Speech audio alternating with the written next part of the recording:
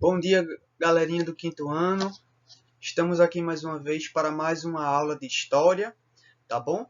Com um assunto novo, né, do livro de história, que tem aí nessa página 22, tá? Então, como sempre acontece nas minhas aulas, eu peço para assistir o vídeo, tá? Esse vídeo que está sendo gravado de aula, acompanhando o assunto também pelo livro, tá? Você assiste o vídeo com o seu livro de história aberto nas páginas que eu for dizendo, tá bom? Porque aí fica mais fácil de você acompanhar o texto, tá? E também as imagens que eu vou passando aqui no slide e que você também vai vendo nas páginas do livro, tá? Então, para a gente começar, antes da gente começar essa aulinha de hoje, você coloca aí na página 22 do livro de história, tá? E aí você já vê lá em cima, na página 22, o assunto da aula de hoje, tá? Dessa segunda-feira, dia 18 de maio, que são os sujeitos na história. Tá? A gente aprendeu o que é tempo histórico e tempo cronológico. A gente já estudou também o que significa fato histórico, que são os acontecimentos, né, que o homem ele constrói no tempo. E agora a gente vai saber um pouco quem é o sujeito na história, tá bom? Então esse é o assunto da nossa aulinha de história dessa segunda-feira, beleza? E aí, galerinha, nessa página 22, tá, que é o começo do assunto, a gente tem aí o sujeito histórico. E no slide, como vocês podem ver aí, tem todos nós somos sujeitos históricos. Então já é uma dica para a gente saber quem é o sujeito, tá? Sujeito não é só o homem, o sujeito, tá? Sujeito somos todos nós, seja homem ou mulher, seja criança ou adulto, seja a pessoa jovem ou pessoa velha, já idosa, tá bom? Então, todo ser humano, todo indivíduo que vive na sociedade, ele é um sujeito, tá? Quando a gente vai estudar a história, a gente analisa que cada pessoa, tá? Não importa onde ela vive, não importa se ela é rica ou pobre, a cor de pele dela, todos vão ser um sujeito, tá? A ser analisado, tá? Vai ser um objeto de análise do historiador, beleza? E aí no livro, nessa página 22, tem aí que a história ela não acontece apenas dentro de campos de batalha, tá? Ela não só acontece, né? Não é só considerado pessoas, tá, a ser lembrada na história, pessoas que são importantes, né? Que fizeram grandes feitos na história da humanidade, né? Como por exemplo na história do Brasil, Pedro Álvares Cabral, né? O colonizador português que aqui chegou no Brasil para poder começar aí a colonização do país. Ou então Dom Pedro I, que foi imperador do Brasil na época da monarquia, né, quando a gente era governado por um imperador, né, pela coroa real. Não só são essas pessoas que são importantes ou que a gente tem que estudar quando a gente vai ver história. Não, cada um de nós somos sujeito histórico, tanto como Dom Pedro I foi e como Pedro Álvares Cabral também foi. Então, qualquer pessoa ela é sujeita, né? Ela pode e deve ser estudada, tá? Sua vida, né? Suas ações, o que ela fez ou o que ela não fez durante sua vida, deve ser estudado pelo historiador. A gente deve se preocupar, sim, em procurar entender que todos são importantes na visão da história e do historiador. Cada pessoa tem a sua importância, né, na sua condição social, do jeitinho que vive e o que fez, né, e o que pensa em fazer durante a vida, tá bom? Isso aí quem disse no começo foi esse cara aí que eu coloquei a foto nesse primeiro slide, que é um poeta alemão, que o nome dele, como está marcado em azul no texto da telinha, Bertold Brecht, tá bom? Ou Bertold Brecht. Não precisa decorar o nome dele, tá? É um nome em alemão que é difícil para gente que fala português pronunciar, tá bom? Mas ele foi um poeta muito importante e que escreveu muitos textos, peças de teatro, tá, no seu país durante a Primeira e também a Segunda Guerra Mundial. Então, o Brecht ele viu muita coisa durante a vida dele, porque ele também era um sujeito histórico. E a gente sabe da vida dele, do que ele viveu, do que ele passou, porque historiadores foram lá buscar entender e procurar saber, tá, a história do Bertold Brecht na Alemanha. E aí descobriram, né, aí nesse estudo muita coisa legal e muita coisa interessante de ser sabida, tá, sobre esse poeta alemão. E aí o Bertold Brecht, ele foi importante também porque ele se preocupou também em estudar a história durante a vida dele. E aí, o que é que ele falou na história? Ele disse que todos nós, cada um de nós, aqui o professor Luiz de História, e cada um de vocês que está assistindo aí o vídeo, a mãe, o pai de vocês, tá? Qualquer pessoa que a gente possa imaginar que vem aqui o nome e o rosto na nossa cabeça, qualquer e toda pessoa, ela faz parte viva da história. Isso aí foi o que esse cara aí na foto de óculos, né, com esse rostinho bem engraçado, ele disse sobre a história, tá bom? Cada um de nós é um sujeito histórico, tá? Porque é um indivíduo que vive na sociedade, tá bom? E que cada um de nós faz parte viva da história. É o homem, é cada um de nós que faz a história ela acontecer, ela existir. Se não existe o ser humano, não existe história. E se não existir a história, não existe o ser humano, beleza? É como se fosse duas coisas que dependem uma da outra, tá bom?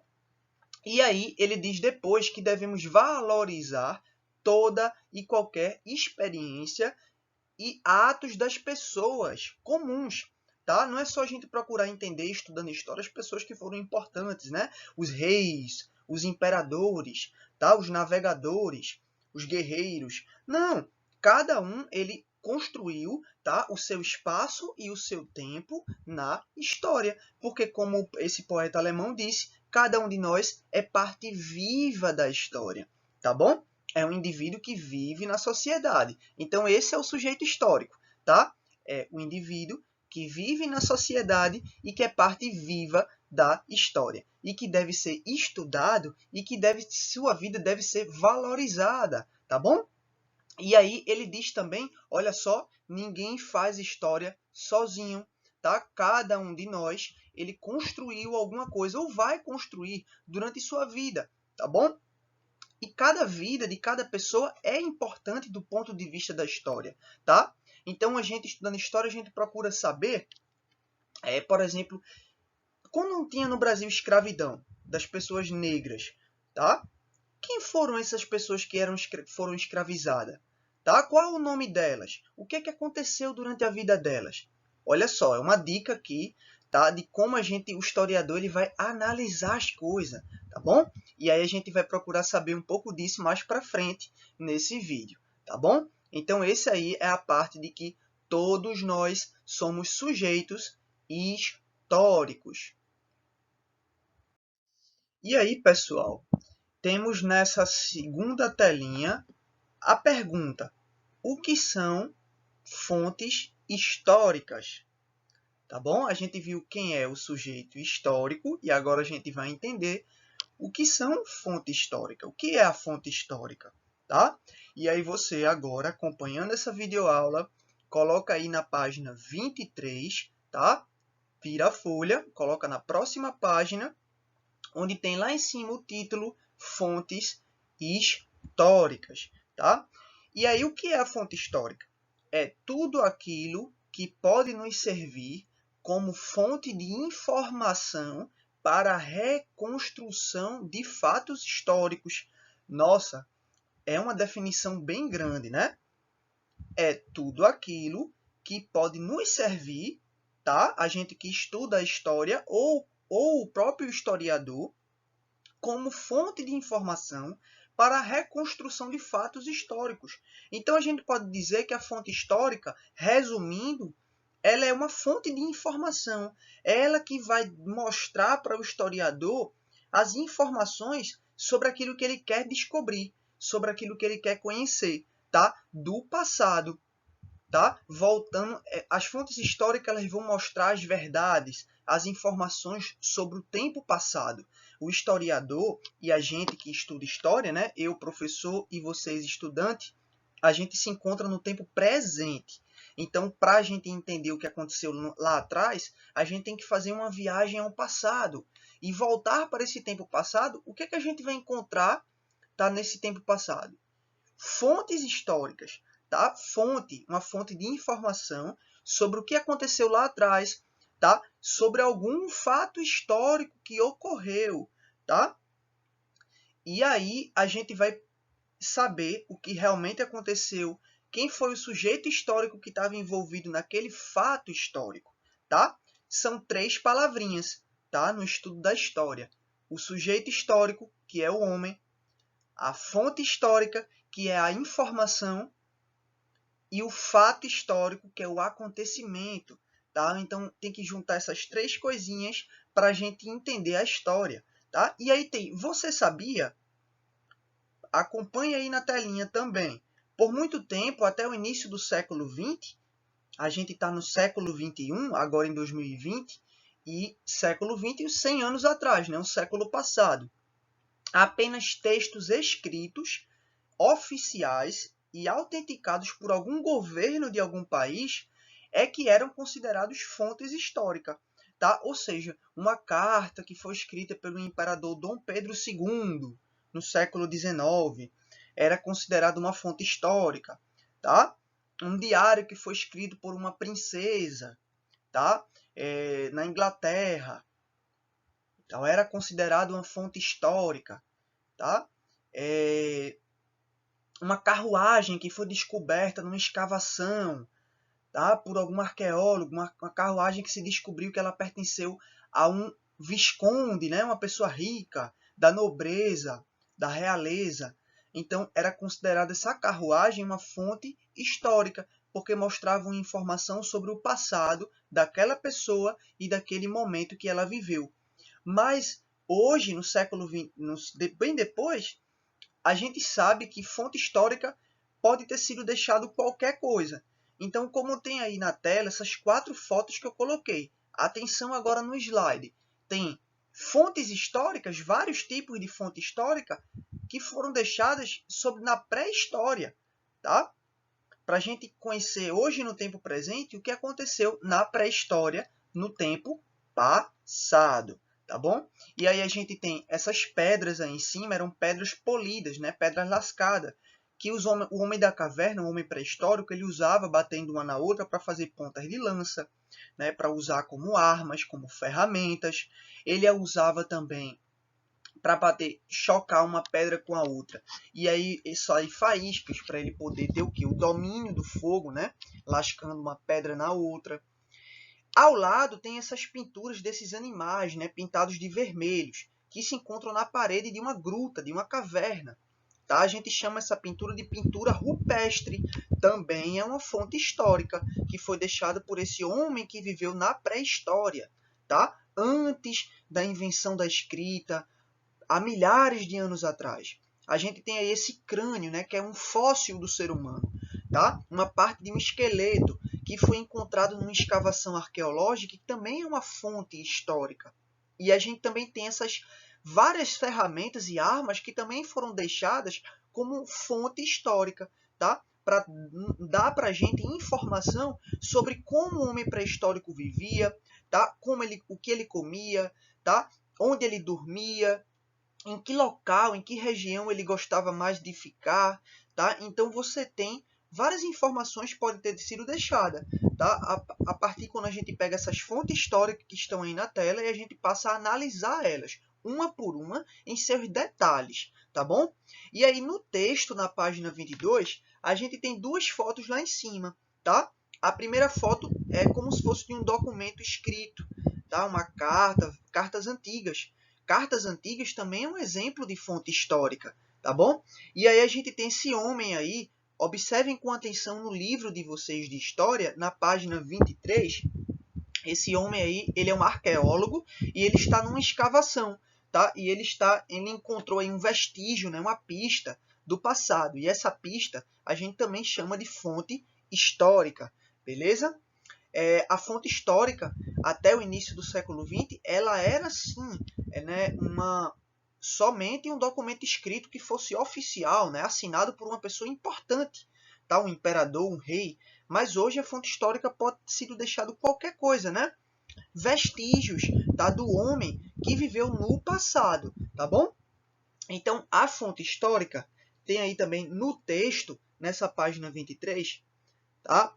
Que acredita-se que elas nos oferecem dados confiáveis, tá? Sobre o que aconteceu no passado, beleza? Então, essa daí é o que é a fonte histórica.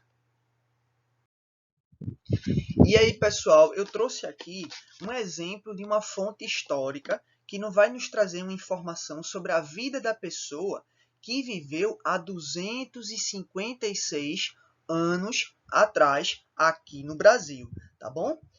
Todos olhando para essa telinha. Quando olhamos o documento, tá? O documento é como a gente chama também a fonte histórica. A gente pode chamar ou de fonte histórica ou de documento histórico, tá bom? Quando a gente olha essa carta, né, esse pedaço de papel que vocês veem aí na tela, né, escrito com essa letra que não dá muito bem para a gente entender o que está escrito, tá? Porque é uma caligrafia escrita por uma pessoa onde há muito tempo atrás, onde o português, tanto o que a gente escrevia no papel, como a gente falava, era bem diferente do português que a gente conhece, fala e escreve hoje, tá bom?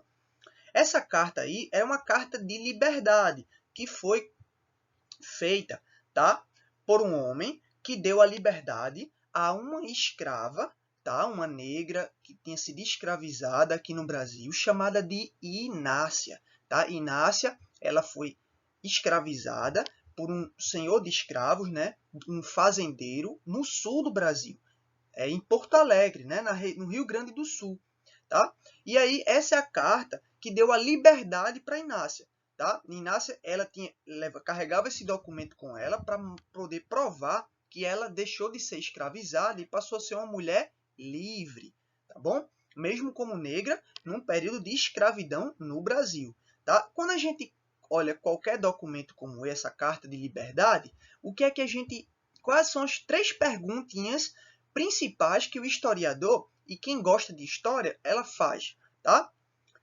Primeira perguntinha, quem escreveu isso? Tá? A gente tem que saber quem é que fez esse documento, essa fonte histórica, tá? A gente sabe, tá, que foi um senhor chamado José Gonçalves, que era o proprietário dessa mulher escravizada chamada Inácia, tá? A segunda perguntinha, só existe essa versão da história? Tá? Ou seja, existiram outras cartas de liberdade que foram feitas por outras pessoas em uma outra situação? Já existiram. Milhares desses documentos já foram encontrados pelos historiadores. E é justamente com fontes históricas como essa que a gente vai saber que existiu escravidão no Brasil e como era a vida dessas pessoas negras que foram escravizadas. Tá bom? A terceira perguntinha que a gente faz, de olho aí na telinha, tá? O que queriam as pessoas quando escreveram este documento, tá? José Gonçalves, quando fez essa carta de liberdade para Inácia, o que é que ele queria? Ele queria conceder a liberdade a ela, tá? Ela era o quê? Propriedade dele como pessoa, né? Na época da escravidão, as pessoas negras, elas eram vistas como um objeto, como uma coisa, tá? Não eram vistas como um ser humano igual a mim e a você, tá bom? Era como era a vida, a relação social no passado no Brasil, tá? E aí é a terceira perguntinha. Então essas 3 perguntas são as perguntas-chave, né, que a gente faz quando a gente encontra um documento ou uma fonte histórica, tá bom? Que vai nos trazer informação sobre o passado e sobre a vida de alguém que viveu há muito tempo atrás, há séculos atrás, há milênios atrás, ou até há milhares de anos atrás, tá bom? Então nessa carta de liberdade, a gente tem escrito muita informação sobre a Inácia, a idade que ela tinha quando teve a liberdade, tá? Onde ela nasceu, né? Onde ela viveu como escravizada, quanto, né, que custou para esse homem, por que é que ele deu a liberdade a ela, por que ele resolveu dar a liberdade a ela. Então, muita coisa a gente pode descobrir, né, investigar, tá? Como um detetive, quando a gente encontra um documento histórico como esse, tá bom? E aí, pessoal, a gente chega na última parte da nossa aula. Coloquem aí no livro de história, página 24, tá bom? Página 24 do livro de história. E aí, na página 24, a gente vai saber agora quais são os vários tipos de documento histórico que existem. Só existe um tipo de fonte histórica? Não. Deu para ver nas últimas fotos que vocês viram que existem vários tipos, né? Tem aquele crânio daquele esqueleto que vocês viram, tem as pinturas nas paredes das cavernas, tem a Carta de Liberdade, né? Que conta a história de Inácia, que foi uma mulher escravizada no Brasil. Então, e tem aí vários tipos de documento que o historiador ele analisa de um jeito diferente, tá bom? Então, primeiro, eu marquei aí os tipos de documento histórico que vocês também podem acompanhar no livro, na página 24, tá bom? Vamos para o primeiro. Tem aí os documentos escritos, tá bom? Os documentos escritos já está dizendo, é tudo que tem uma coisa escrita ali, tá? Pode ser uma carta, pode ser um diário, pode ser um jornal, pode ser uma revista. Isso de várias épocas do passado diferente, tá? Pode ser um documento oficial do governo, né, assinado também por um imperador, por um rei de algum país. Então, isso aí é um documento escrito. A gente acabou de ver a Carta de Liberdade da escravizada Inácia, tá bom? Ali é um exemplo de documento escrito, tá bom? Como esse também que vocês podem ver aí na telinha. Essa folha de papel velho, né? Esse é um documento escrito, beleza? O segundo tipo de documento é o documento iconográfico. Tá? É uma palavra bem longa, mas aí prestem atenção. Documento iconográfico. O documento iconográfico são imagens, tá? Então podem ser fotografias, pinturas, retratos de pessoas, né, que foram deixados como fonte histórica do passado, sabe? Imagens, tá? Tem aí um exemplo também de um documento iconográfico. Esse retrato que tem, essa pintura, né? Com esse pé grande, essas cores. Isso aí foi um quadro que foi pintado por uma brasileira, uma artista brasileira, chamada de Tarsila do Amaral, tá bom? O nome desse quadro é Abaporu, tá? Que é uma palavra que vem do tupi, que é uma língua falada pelos índios, tá bom? Então, é um exemplo de documento iconográfico. Também um retrato de uma pessoa do século XIX, né, que viveu há 300, a 250 anos atrás, e foi descoberto hoje, né, em 2020, por um historiador. Ele vai analisar e estudar aquele retrato, tanto como um documento escrito, tá? E aquele retrato pode dar informação para ele sobre aquela pessoa, tá? Daquela época que ela viveu, beleza? O terceiro tipo de documento histórico é o documento arquitetônico. Outra palavra bem longa, né? Bem comprida. Né? Documento arquitetônico são o quê? Algo que a gente é bem grande, né? Ou seja, construções, né? Foram feitas pelo homem.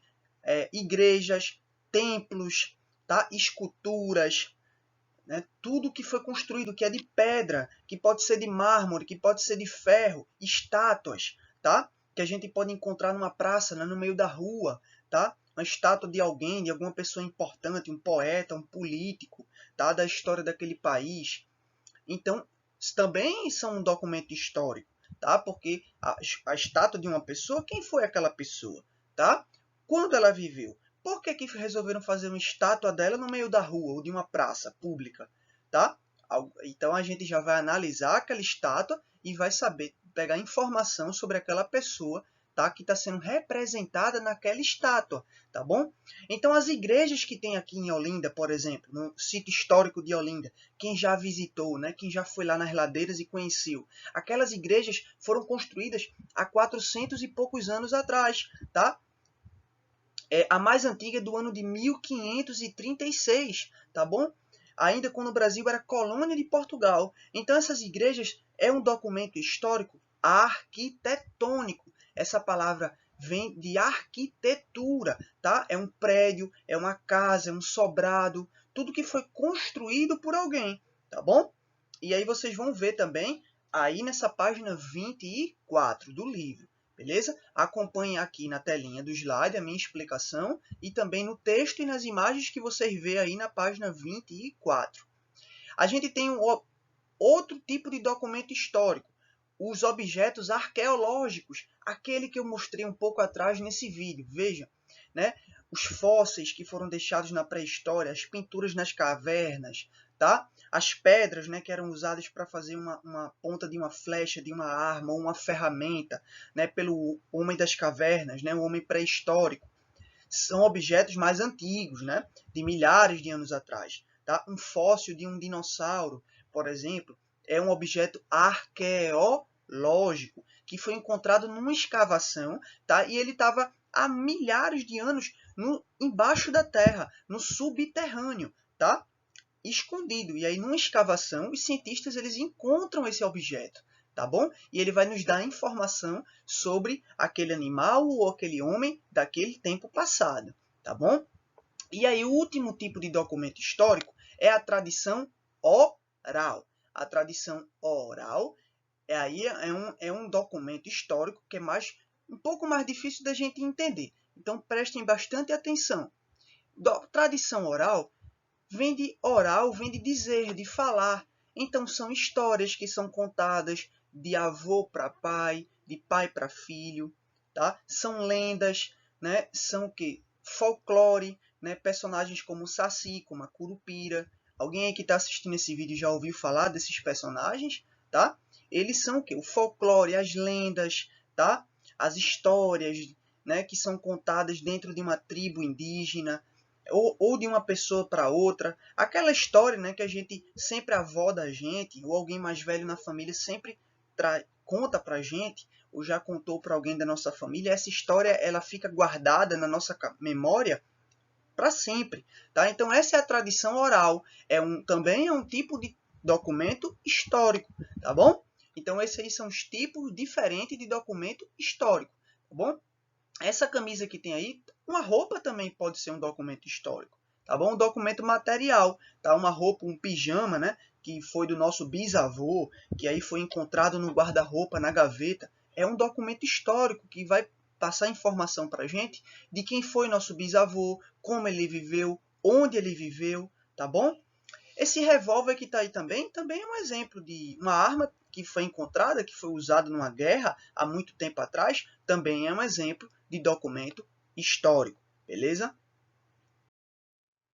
E aí, pessoal, hora da lição, tá bom? Bastante atenção aqui agora nessa parte do vídeo, tá bom? Para a gente encerrar essa videoaula do dia de hoje, de história. Em nossa live, né, que vai começar daqui a pouco, tá? No horário marcado, que eu vou colocar aqui no grupo do WhatsApp. Para quem estiver assistindo essa aula, já vai ficar sabendo dessa atividade, né, que a gente vai fazer que vai ter a correção dela durante a live, tá bom? E vai ser também bem divertida de quem for participar. Você vai trazer algum brinquedo ou algum objeto que você tem na sua casa e que você gosta muito desse brinquedo ou desse objeto, tá? E você vai trazer na live, vai mostrar para mim na live, tá? E para os seus colegas também, no momento da nossa aula live, nossa aula online. E aí vamos descobrir que esse objeto tem a ver com você e o que é que ele tem a ver com a sua história, tá? Lembra que eu falei no começo dessa aula sobre o poeta alemão Bertolt Brecht, que ele fala que cada um de nós é parte viva da história, tá? Então, você também, com seus objetos, com as coisas que você gosta, que faz parte da sua vidinha, também você faz parte da história, tá bom? E aí você vai trazer um objeto, um brinquedo, e aí eu vou usar isso, eu vou mostrar, tá, na live como isso vai mostrar, tá, como você também faz parte da história, tá bom? Tem que ser um brinquedo, tá, ou um objeto pessoal que só pertence a você, tá? Que só você gosta muito daquilo. Foi um presente que você ganhou de alguém que você gosta muito e você guarda aquilo com muito carinho. Pode ser um brinquedo que você gosta muito, pode ser qualquer objeto que seja, tá bom? Cuidado para não pegar um objeto que seja perigoso, tá bom? Você pode também pedir ajuda da sua mãe, do seu papai, da sua tia, quem quer tiver de adulto que esteja perto de você na sua casa, tá bom? Então você traz no momento da live para a gente poder acompanhar e fazer a correção dessa atividade na aula online, na live. Belezinha, galera? Foi muito bom estar com vocês de novo, tá? Quem não pôde assistir no horário da manhã essa videoaula, vai ficar no YouTube, o link disponível aqui no YouTube, para você poder assistir em outro horário, tá bom? E aí, até a próxima aula, tá? E até a nossa live que vai começar daqui a pouco, né? No horário que foi marcado, tá bom? Não esqueçam do brinquedo ou do objeto para a gente fazer a atividade, tá bom?